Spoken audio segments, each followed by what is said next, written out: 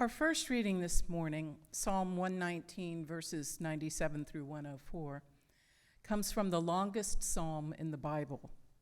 It utilizes a Hebraic poetic device known as acrostic. The psalm is divided into 22 sections. There are 22 letters in the Hebrew alphabet, and each section begins with one of the letters in consecutive order. The perfect alphabet, reflected in the psalm in the sense of being complete, mirrors the psalmist's view that the law of God is complete and perfect. Oh, how I love your law. It is my meditation all day long. Your commandment makes me wiser than my enemies, for it is always with me. I have more understanding than all my teachers, for your decrees are my meditation. I understand more than the aged, for I keep your precepts. I hold back my feet from every evil way in order to keep your word. I do not turn away from your ordinances, for you have taught me. How sweet are your words to my taste, sweeter than honey to my mouth. Through your precepts I get understanding. Therefore I hate every false way.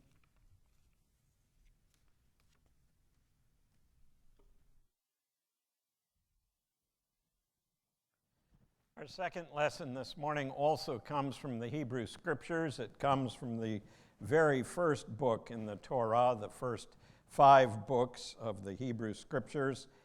It comes as part of the Jacob cycle of stories. The patriarchs, the founders, if you will, of Israel, Abraham, Isaac, and Jacob, each have a cycle of stories. Jacob's story is especially intriguing. Scholar Walter Brueggemann says this particular passage is one of the most variously and widely interpreted passages in all of the Hebrew Scriptures. Perhaps the fact that it is somewhat vague is why it engenders so many different interpretations. Hear these words. Jacob is on his way to meet his estranged brother Esau. The same night, Jacob got up and took his 2 wives, his 2 maids, and his 11 children, and crossed the ford of the Jabbok. He took them and sent them across the stream, and likewise everything that he had. Jacob was left alone, and a man wrestled with him until daybreak. When the man saw that he did not prevail against Jacob, the man struck Jacob on the hip socket. And Jacob's hip was put out of joint as he wrestled with the man. Then he said, "Let me go, for the day is breaking." But Jacob said, "I will not let you go unless you bless me." So the man said to him, "What is your name?" And Jacob said, "Jacob." Then the man said, "You shall no longer be called Jacob, but Israel. For you have striven with God and with humans and have prevailed." Then Jacob asked the man, "Please tell me your name." But he said, "Why is it that you ask my name?" And there he blessed Jacob. So Jacob called the place Peniel, saying, "For I have seen God face to face, and yet my life is preserved." The sun rose upon him as he passed Penuel, limping because of his hip. Therefore, to this day, the Israelites do not eat the thigh muscle that is on the hip socket, because he struck Jacob on the hip socket at the thigh muscle.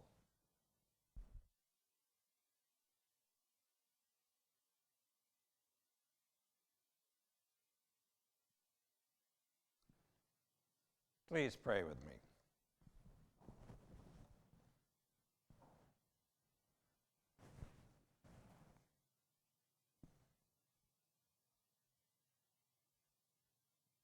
Might words spoken and words heard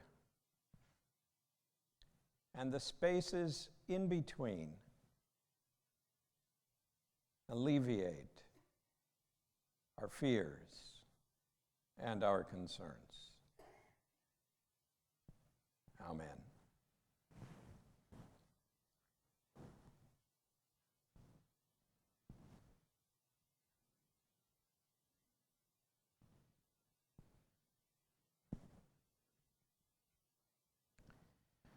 One of the most revered documents in Christianity is the Nicene Creed.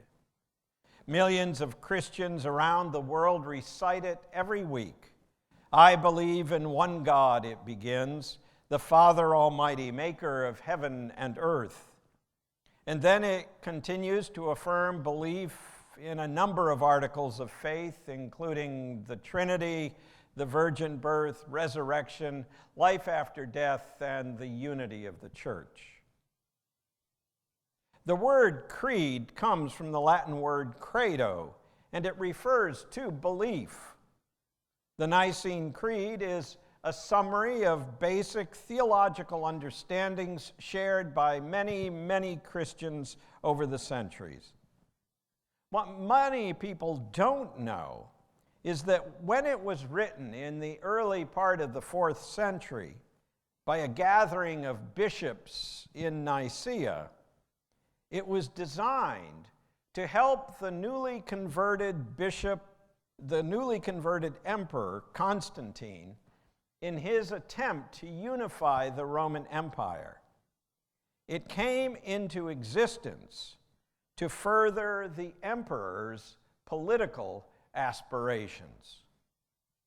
That said, it was apparently a genuine expression of the beliefs held in common by the bishops gathered there, and is said to reflect the understandings of the average person in the pew. Since that time, it has been used religiously, so to speak, in many churches, perhaps even a majority of churches, as something of a litmus test. If you can ascribe to these statements, if you can give intellectual assent to these theological understandings, then you are in. You are a Christian. If you can't, then you should be considered outside the fold. Sometimes people ask me why we don't recite the Nicene Creed, or for that matter, any other creed, as part of our worship service. The short answer is that the UCC, the United Church of Christ, is a non-creedal denomination. To be considered a member in good standing, to be accepted into the fold, you do not have to subscribe to the various assertions listed in the creed.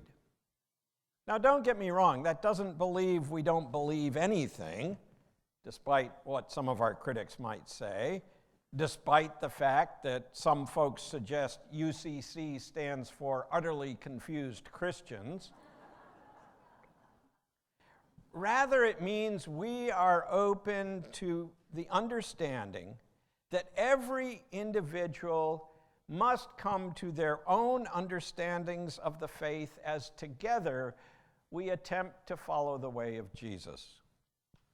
For one of the things we do share in the United Church of Christ is an understanding that the journey of faith is a constantly unfolding, constantly evolving journey. And for most of us, that means we are struggling with our beliefs as well as with our doubts. In some ways, that makes our scripture reading from Genesis about Jacob's midnight wrestling match a very helpful metaphor for how we approach faith. The story of Jacob is long and rich. He and his twin brother Esau have a very complicated relationship over the years, and at one point Jacob cheats Esau out of his inheritance. It understandably creates a major rift between these two brothers, a divide that seems insurmountable. But finally, the day comes when they are to meet again after years of estrangement and years of physical separation. On the night before their meeting, Jacob is restless, and he has a strange encounter. Near midnight, he finds himself wrestling with an unnamed being. Is it a passerby? Is it an angel? Is it God? Is it Esau who's slipped through somehow? Is it simply a product of Jacob's overworked imagination? The narrator leaves that for us to decide. The wrestling match itself is also rather vague and is not described in much detail. In the end, Jacob does suffer an injury. His hip is put out of joint. Despite that, however, his opponent is having trouble breaking free from this wrestling match. So Jacob is able to extract from him a blessing. The one who has been wrestling with him asks Jacob his name, and then gives Jacob a new name, Israel. It means one who has wrestled with God. Jacob asks the stranger what his name is, but there is no direct response. There is only the blessing, and then his opponent departs, disappearing as the sun lifts its way over the horizon. There are many, many ways to interpret this story, none necessarily right or wrong. But one way to look at it is indeed as an analogy, a metaphor for the journey of faith. Like Jacob, we often find ourselves wrestling with our fears, our doubts, our concerns. We find ourselves wrestling with our beliefs. Who is God, we ask? How do we understand the Holy One? Do we even believe there is a God?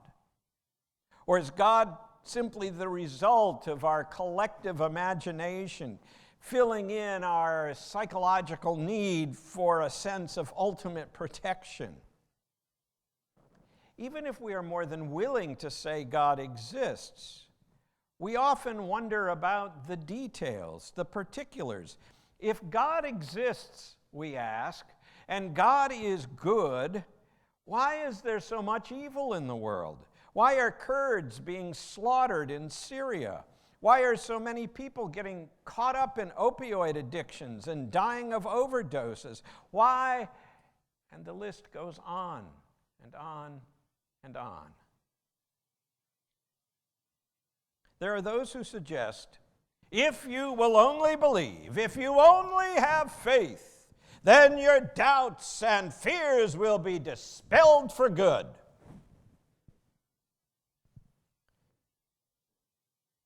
But I am convinced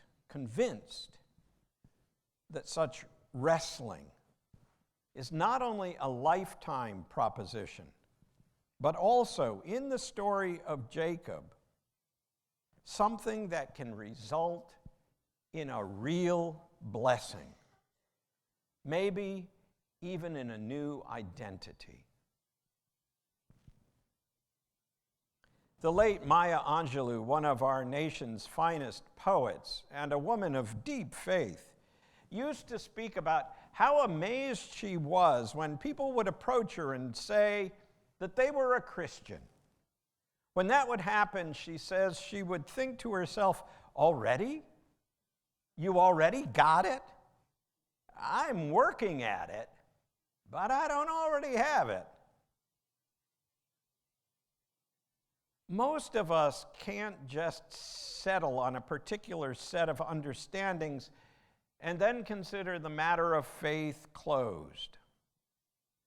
It is a continual struggle. A struggle to understand and a struggle to put into practice as well. And that's okay.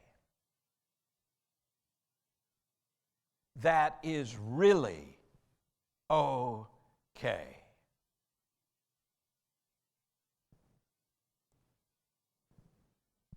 Another poet, Kathleen Norris, has chronicled her faith journey in several fine volumes. In one of them, she writes about belief, doubt, and what she calls sacred ambiguity. I love that turn of words, sacred ambiguity. As she got re-involved in the church, she too wrestled with her various beliefs. As a poet, she writes, I am used to saying what I don't thoroughly comprehend. And once I understand that this is all that it was, that in worship you are asked to say words you don't understand, I had a way through my impasses. I began to appreciate religious belief as a relationship, like a deep friendship or a marriage, something that I could plunge myself into, not knowing exactly what I was doing or what would be demanded of me in the long run. Faith is like a deep relationship, like a special friendship or marriage. Any of you who are or have been married know you don't know what you're getting into. You can only live into it. And that's a good thing. So it is with faith. For far too long and far too often, those who are part of the church have been told that doubt is a sign of weakness. It should be avoided at all costs. But the reality is, doubt is unavoidable. Doubt and belief are, to use a phrase my 12th grade English teacher was fond of using, inextricably entwined. You can't separate them. And to be honest about one's doubts doesn't lead straight to hell. Rather, it can lead to evolutionary growth. It can lead to blessing. Even those most steeped in scientific inquiry, maybe especially those who are so employed, understand the importance of doubts, the importance of questions. Alan Lightman is an astrophysicist, a widely regarded author and a professor at MIT. In an essay called The Power of Mysteries, he speaks of the joy scientists experience when they are able to find answers to their questions. But, he writes, scientists can also be happy when they become stuck, when they discover interesting questions they can't answer, because that is when their imaginations and creativity are set on fire. It is when the greatest progress occurs.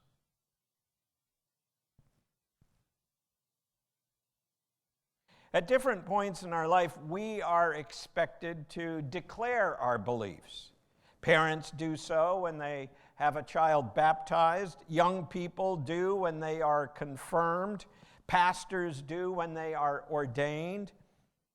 But what if you are not certain you believe all that you are asked to confirm and affirm? Julian was one such potential confirmand, and she had real doubts about certain aspects of the Jesus story, things like virgin birth.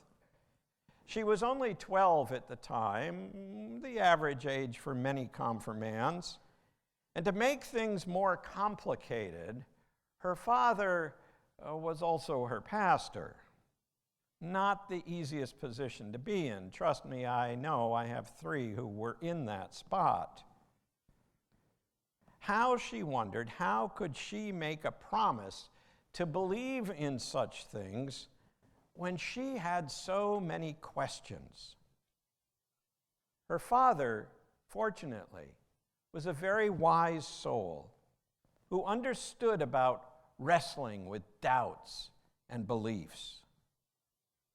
What you promise when you are confirmed, he told her, is not that you will believe this forever. What you promise is that this is the story you will wrestle with forever. This Jesus story, this God story, is what you will wrestle with forever.